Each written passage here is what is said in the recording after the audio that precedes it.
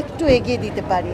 তার ৩টে ছোট ভাই আছে, মা বাচ্চাটার দায়িত্ব নিয়েছে, বোন আছে, বোনের পরিবারটা আছে, এই তো সেই ছোট বাচ্চাটা, তোমরা সবাই তাকে চেনো।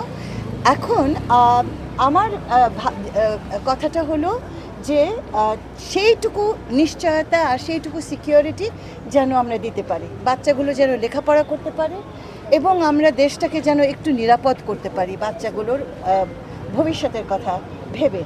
এটা হচ্ছে আমার জায়গা থেকে আমার চাহিদা। আমি এই 11টা শহীদ মেয়েদের ওপরে ডিটেইল গভীরভাবে পর্যালোচনা বলবো না, গবেষণাধর্মী বলতে পারি। আমরা এটাকে একত্র করে একটা কি বলবো পাবলিকেশন সংকলন আমাদের মন্ত্রণালয় থেকে বের করব। আমরা আমাদের মেয়েদেরকে হারিয়ে যেতে দেব না, এই কথাটা বারবার বলছি, কারণ মেয়েরা অনেক বীরত্বে গাথা তাদের আছে, কিন্তু সেই কাহিনীগুলো সামনে আসে না। তো আমি মনে করছি আমার দায়িত্ব হচ্ছে এটাকে বাঁচিয়ে রাখা। আরেকটা ছোট্ট বিষয় যে পরিবারগুলোকে এই ভাতাকে কেন্দ্র করে নানান জটিলতা আছে, সেই জটিলতাগুলো আমরা নজরে দিচ্ছি।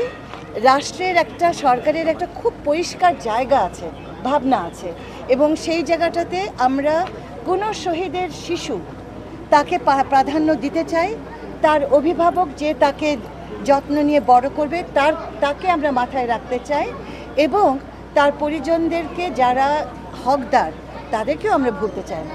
কিন্তু এই নীতিমালার ভেতরে আমরা ভেবেছি, এবং আমাদের যে প্রশাসন আছে তারা খুব ন্যায্যতার সাথে সুন্দরভাবে এই কাজটি করছে। যদি ভুল হয়, ত্রুটি হয়, তোমরা হচ্ছে আমাদের বাড়তি চোখ, তোমরা অবশ্যই আমাদের নজরে আনবে। এটাই হচ্ছে আমার কথা। একটা প্রশ্ন হচ্ছে যে